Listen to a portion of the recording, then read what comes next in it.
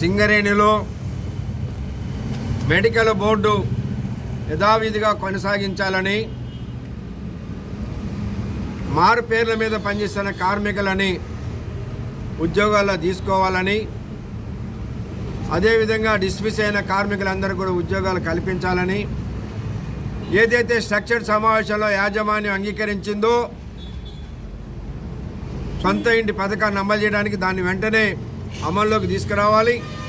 అట్లనే పెర్క్స్ పైన income tax company చెల్లిస్తామని structured సమావేశాలు అంగీకరించారు.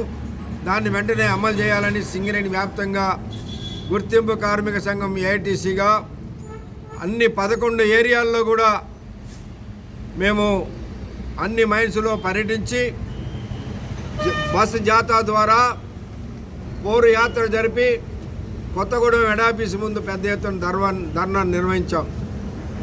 అయినా ఇప్పటి వరకు కూడా సింగరేణి యాజమాన్యం, రాష్ట్ర ప్రభుత్వాలు స్పందించటం లేదు.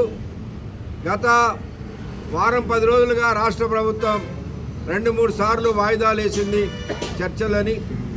రేపు 2వ తారీఖు నాడు మరి చర్చలు ఉన్నాయని చెప్పారు. మరి ఈ చర్చలు కూడా జరుగుతాయో జరగవు అనేటువంటి పరిస్థితి ఉన్నది.